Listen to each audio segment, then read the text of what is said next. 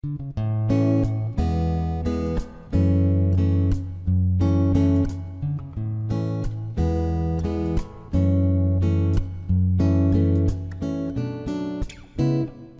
começando assim, Eduardo, onde vem todas essas ideias, essas representações de mundo, esse posicionamento, de certa forma, político na tua vida que a gente tem assistido no YouTube, onde tu vai, tem chamado muita atenção das pessoas. É mesmo.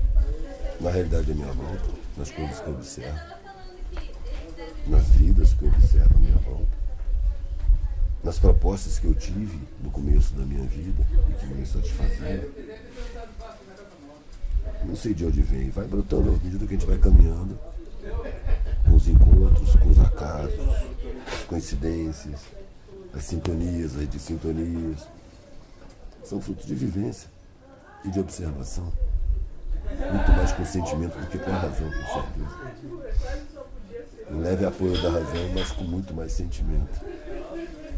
Mas tu teve uma passagem também pela universidade, que isso não ter... Várias passagens institucionais, tanto pelo Exército, como pela universidade, como por empresa privada, experimentando, né, pelo sistema financeiro, pelo menos como funcionário do Banco do Brasil, experimentando a vida e percebendo a falta de sentido real nessas existências, pelo menos com relação à minha pessoa. E nas forças de segurança, você não se dedica à segurança pública. Então o que eu vou fazer na força de segurança? Socialmente eu vou me garantir. Só que o que eu tenho de mais garantido na vida é a morte.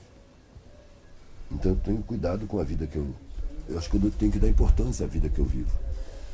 E eu não quis viver a vida dentro de uma força de segurança, que eu vejo que o objetivo das forças de segurança é a contenção de massa. As instituições não são o que dizem ser. No fim das contas, eu acabo vendo o Estado como um crime organizado contra a sua população a serviço de um punhado de parasitas podres de ricos. E tudo mais é farsa. Vejo as pessoas se enganando nessa farsa, se frustrando e tendo que se medicar até para viver. E eu não quis participar disso dessa maneira. A ameaça de insegurança não me amedrontou tanto quanto uma vida sem sentido, que era o que se pintava na minha frente. Uma vida utilizada num esquema social espúrio, que é desumano.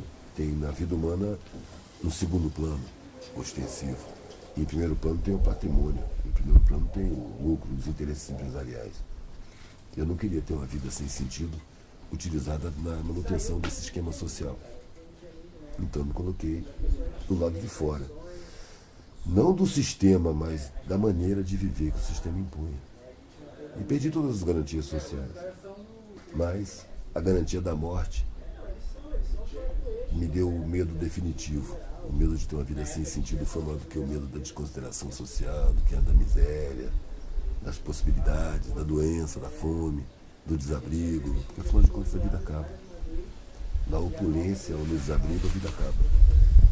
E quando ela acabar eu quero gostar de ter vivido. Tu também fala dessa questão da verdade que tu encontrou mais na periferia, com as pessoas que têm uma vida mais simples do que propriamente essas outras pessoas que estão, digamos, com uma vida mais financeiramente estabilizada e tal. Sim, sim. O mundo, ele se mostra fingidamente suave para as pessoas que têm direitos e privilégios garantidos. Mas ele é brutalmente sincero com as pessoas da periferia, com quem não tem nada. Foi na mendicância que eu vi um mundo mais sincero. Nunca vi um mundo tão sincero comigo como na mendicância. Porque não havia nenhum interesse em me tratar bem.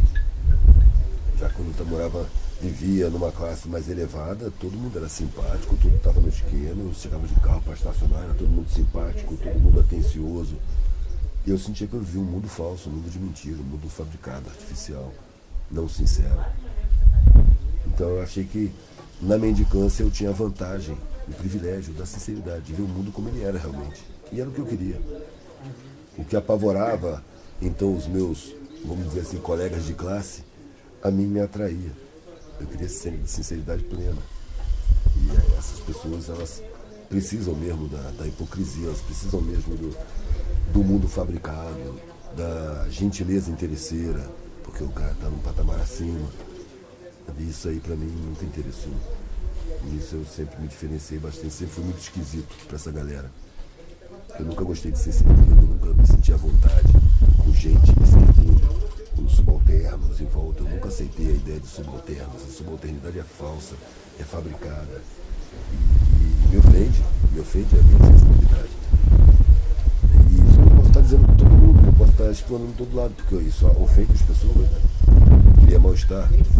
Mas realmente eu sinto mal-estar nos lugares luxuosos. Onde tem luxo, me parece que ali está a razão do roubo dos direitos.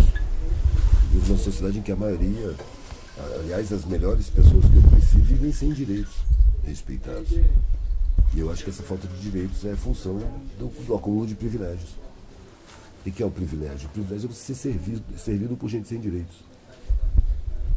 E as pessoas se submeter a isso, tu atribui aqui no caso? Esse é um trabalho muito complexo, muito profundo, né? Uma lavagem cerebral coletiva muito bem feita, psicologia do consciente, com a mídia, com o modelo de ensino. Toda a estrutura social leva para esse lado. Você não vê uma escola falar, por exemplo, que o objetivo da coletividade é uma sociedade harmônica, sem criminalidade, sem fome, sem ignorância. Não vi nenhuma escola falando isso. E esse, para mim, é o objetivo real da humanidade. Atingir um patamar de harmonia, onde não haja gente sofrendo de graça, onde não exista Só abandono. Falam, mas não praticam. Fala-se. Falam. Antes nem se falava. Está se caminhando, está se percebendo essa possibilidade. Antes era impossível pensar nisso. O modelo de sociedade leva o oprimido a admirar o opressor e a desejar estar no lugar dele para oprimir os outros. Ele não é capacitado, ele não tem a possibilidade de imaginar uma sociedade sem opressão. Ele recebe a ideia de que é impossível não haver opressão. Ou seja, é um modelo de educação, um modelo cultural, um modelo social fabricado pelos interesses dos parasitas, dos opulentos, dos privilegiados que dominam e criam uma mentalidade que admira o privilégio, que deseja o privilégio. Quando se você trabalhar um pouquinho a consciência, você vai ver que não tem privilégio para todo mundo. É exatamente um privilégio que evita que todo mundo tenha o que precisa. Se cada um tomasse do mundo para si o que lhe fosse realmente necessário, não haveria necessidade da miséria, da fome, da carência, da ignorância. Poderia-se ter uma sociedade mais evoluída.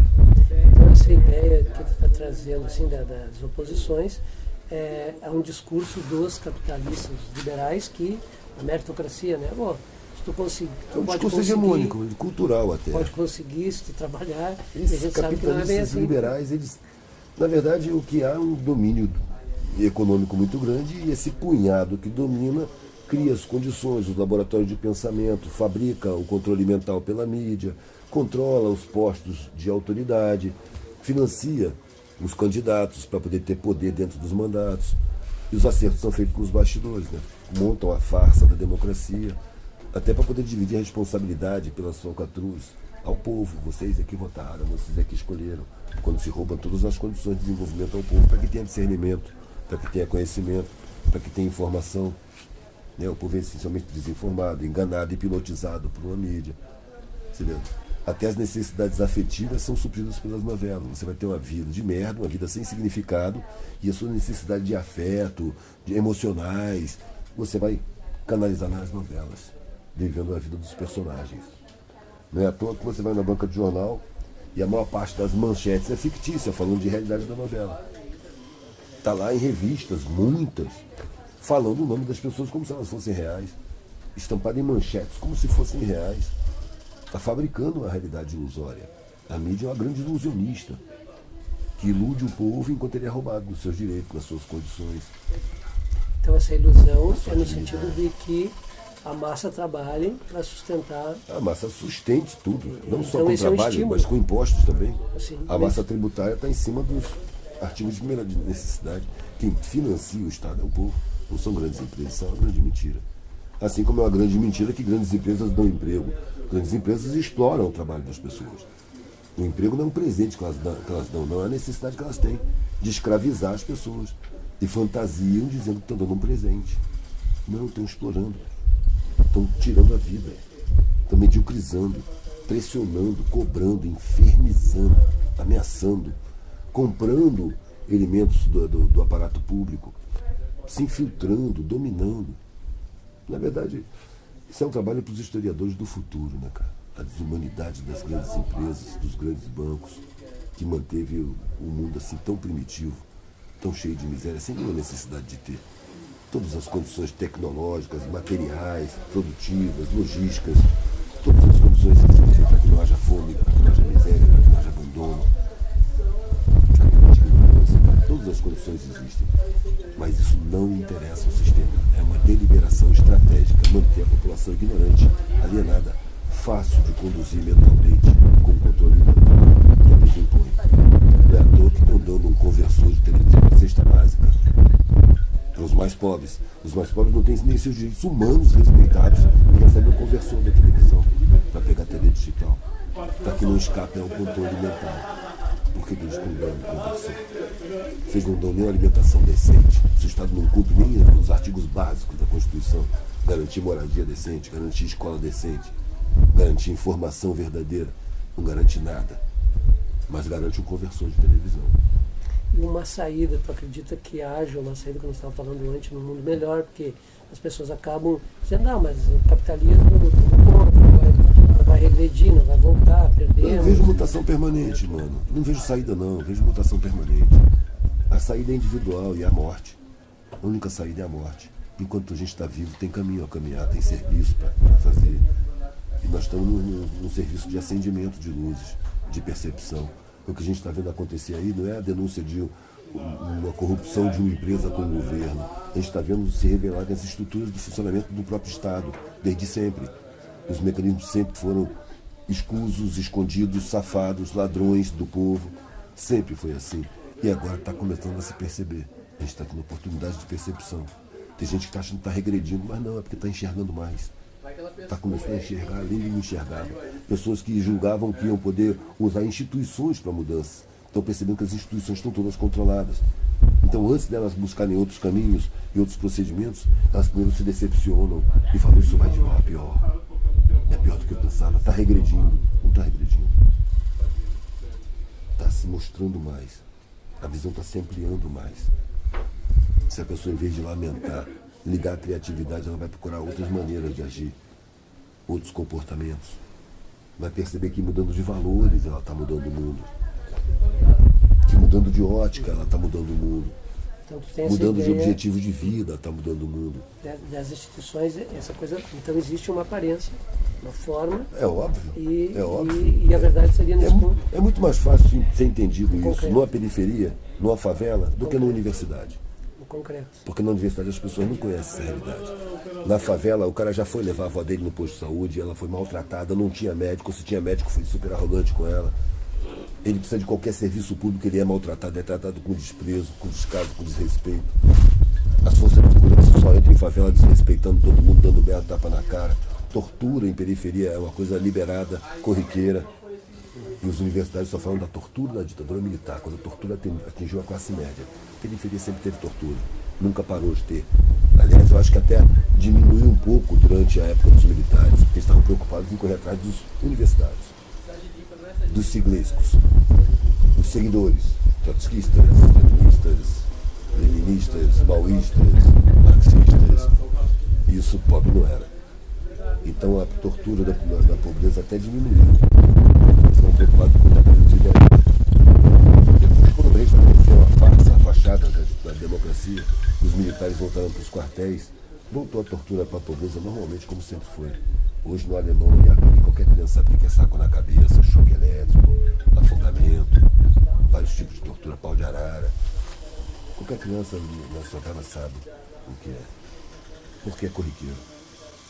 Porque essa questão, né, que tu fala do concreto, né, das pessoas que procuram, por exemplo, posto de saúde, hospitais, os parlamentares, enfim, aquelas pessoas que dizem defender, eles não vão, como está dizendo, né, para um hospital público. Se for, é cênico e chama tanta atenção que ele vai ser atendido no gabarito, mesmo no público.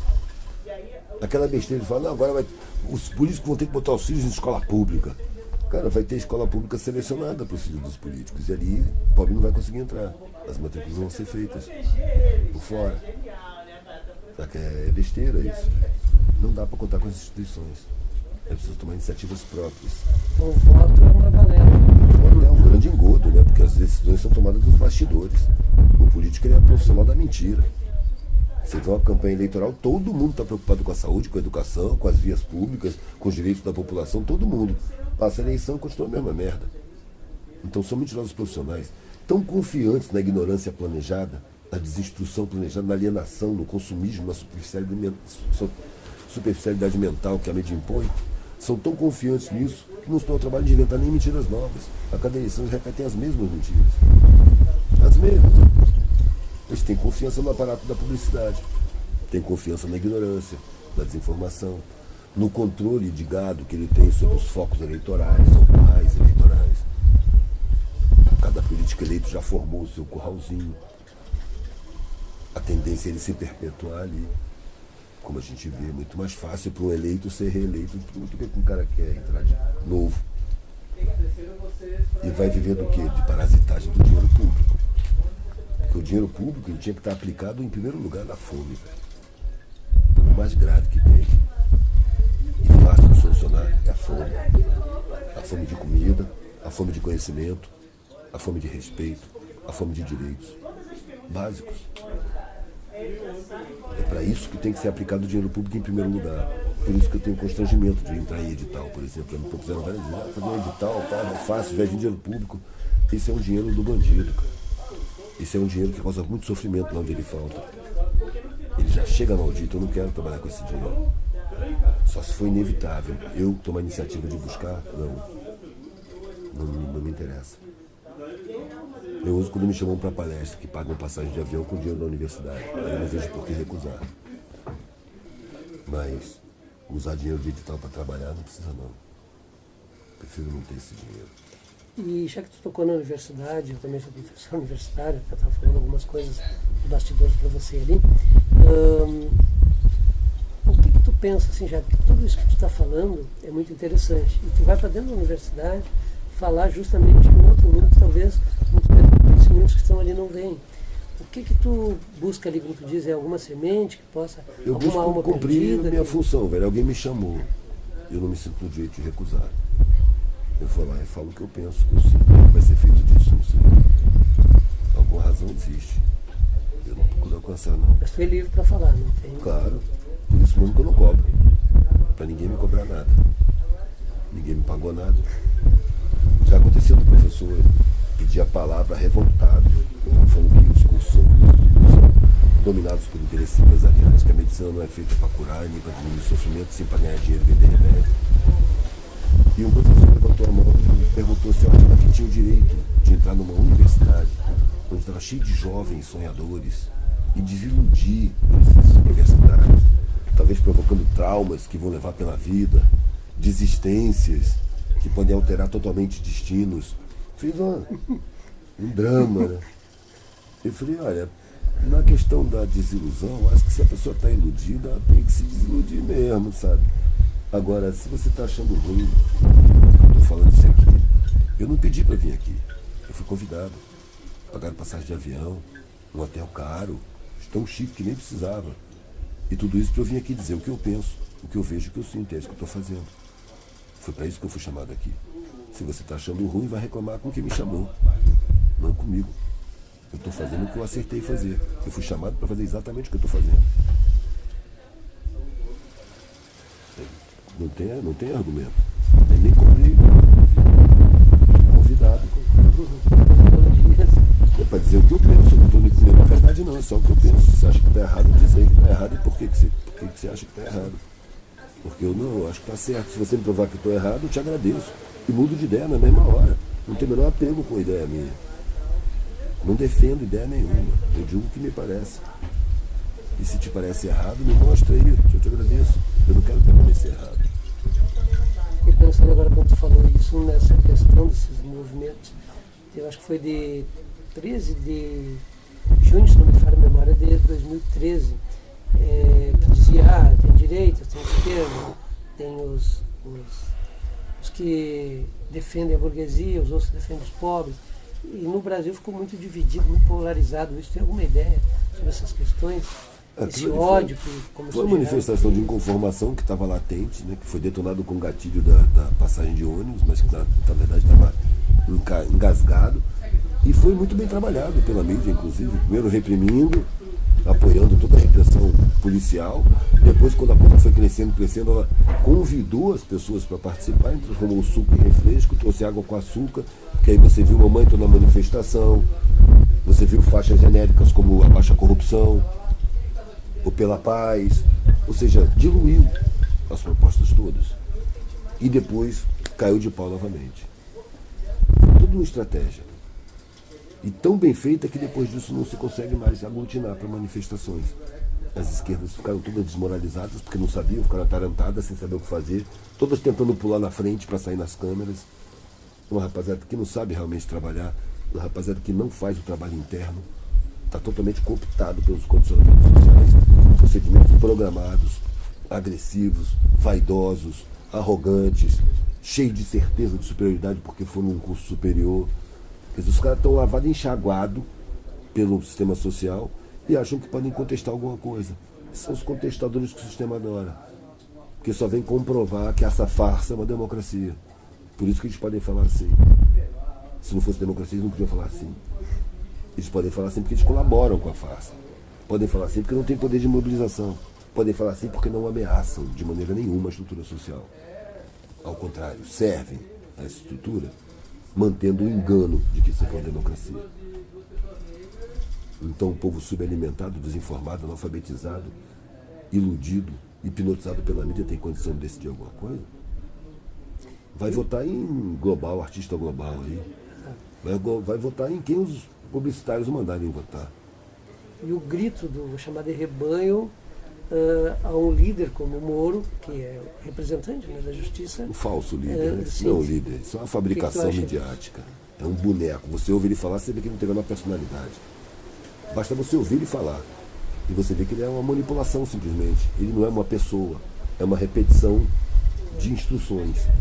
Ele recebe instruções da CIA, do Serviço de Inteligência Internacional, para mover as peças do tabuleiro. Agora a tentativa qual é? Impedir o Lula de ter condição de se eleger de novo.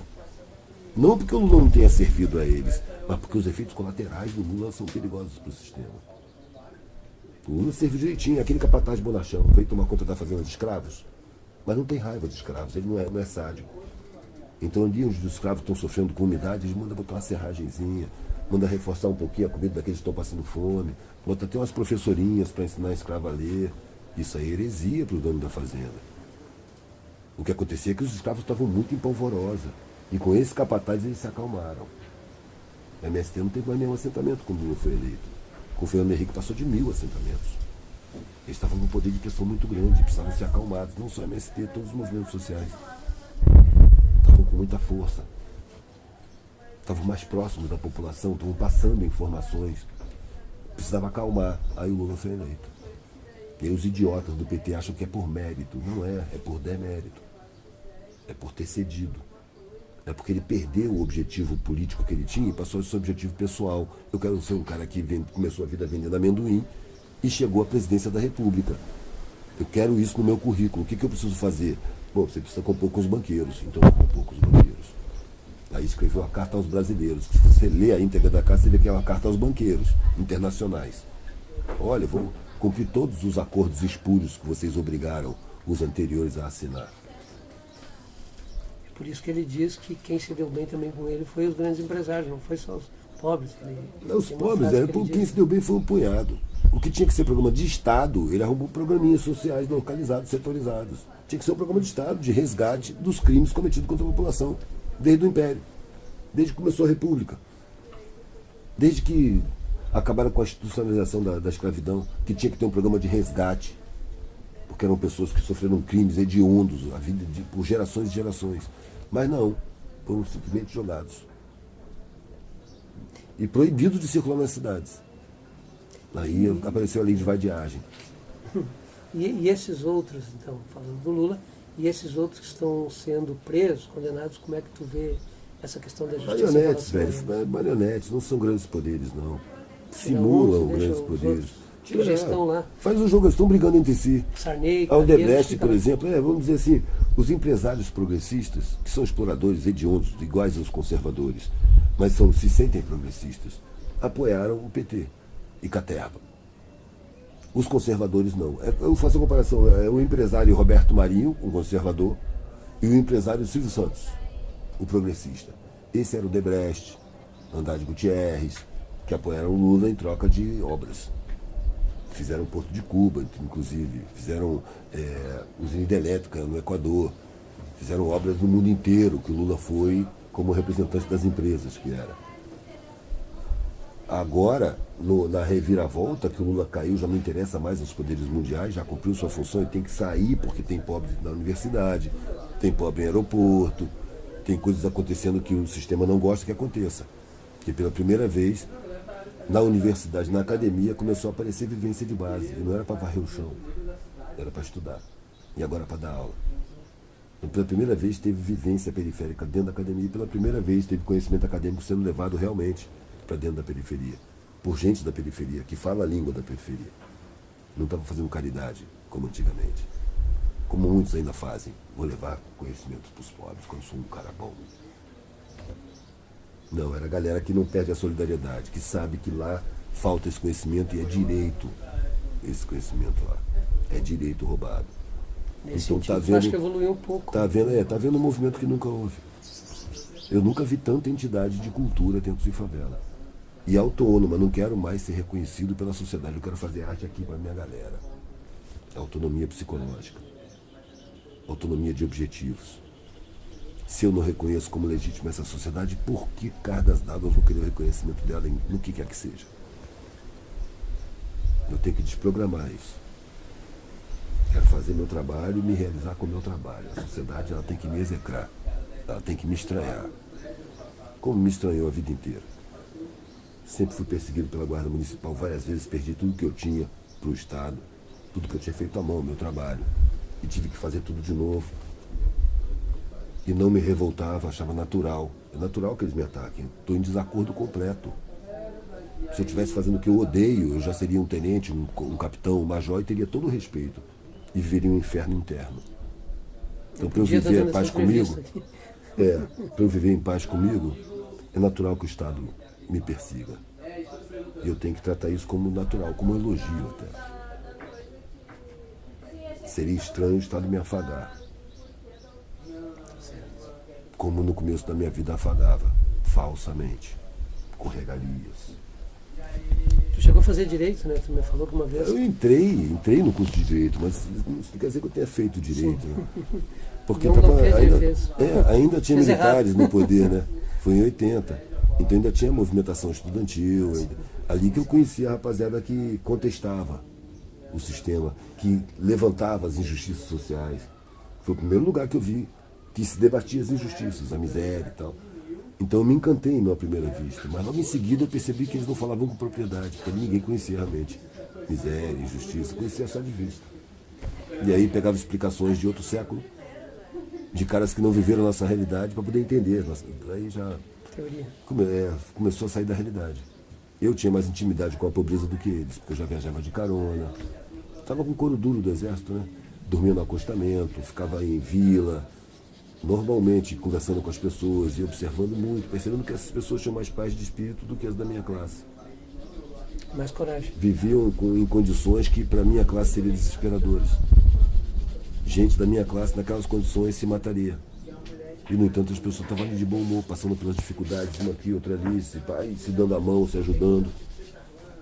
Uma solidariedade que eu nunca tinha visto. Era uma gente muito mais bonita, uma relação muito mais profunda, muito mais harmônica, muito mais humana, muito mais espontânea. Até que eu falei, vou experimentar que não tem nada, cara. E aí, tudo que cabia na mochila era meu, o que não cabia não era meu. Aliás, foi isso que eu falei no primeiro casamento, quando eu vi que a menina queria colar comigo, ia pegar a estrada comigo também. E se você vai ficar comigo, é bom você saber que tudo de material que eu tenho, tudo de material tem que estar nessa mochila aqui. O que não couber nessa mochila não me pertence, nem me interessa. E ela achou lindo. Tinha 3 filhos. Durou? 8 anos. 8 anos. E 8 separações. Isso aí foi minha pós-graduação, rapaz. Esse casamento aí, aprendi muito, mas muito mesmo, a respeito de mim mesmo, de relação humana. E a última pergunta, então, para não roubar muito do teu tempo, o tempo, olha só. Tu é feliz? E por quê? Não dá pra ser feliz no mundo que tem gente abandonada, velho. Dá pra eu ser satisfeito com a vida que eu levo. Dá para viver infeliz? Infeliz, cara, não existe só os extremos, velho. Feliz é um extremo, infeliz é outro extremo. Não existe nada de intermediário. Eu sou satisfeito com a minha vida, com as minhas escolhas, com as consequências que eu colho das causas que eu plantei, com a atuação do meu trabalho dentro da coletividade. Eu sou satisfeito. Então, Mas mudando felicidade, para mim, não é um elemento desse planeta. Mudando, talvez, então... Uma pessoa que se declara feliz, isso eu falo desde 19 anos, para mim, ou ela é completamente alienada da realidade, vive um conto de fadas, ou ela é extremamente egoísta e totalmente indiferente com tanto sofrimento que tem à volta dela. Se ela disser que é completamente infeliz... Aí é um pessimista inútil, talvez alguém que vai ficar prostrado se lamentando um chato de galocha que não dá para aguentar, né? Vai caçar serviço, passa a mão na vassoura, vai varrer o quintal, mano, pega uma trouxa de roupa.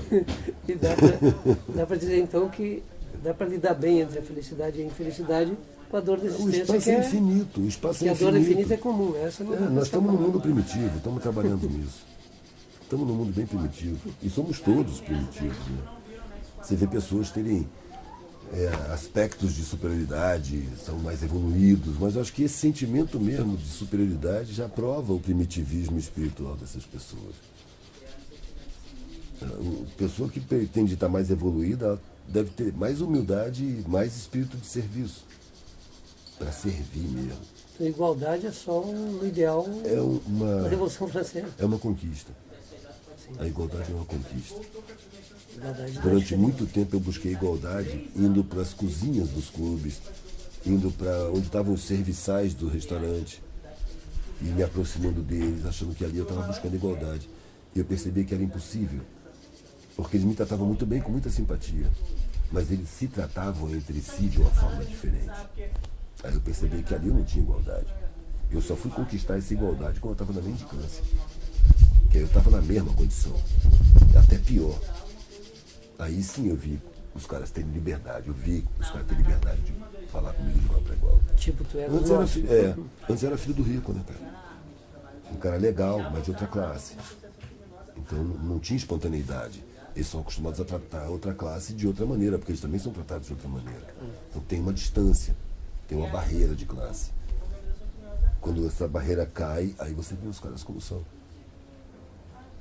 E muitas vezes vê a situação do cara se sentir humilhado diante da arrogância alheia, quando você vê aquela arrogância e reconhece uma inferioridade naquela arrogância. E aquela arrogância não te toca em nada. E você tem que conversar com o cara, velho, o que tem, o cara? Tá pensando que é melhor que nós? Ele tá pensando, velho, o que tem? Ele pode pensar, velho, ele não aguenta metade do que nós aguentamos.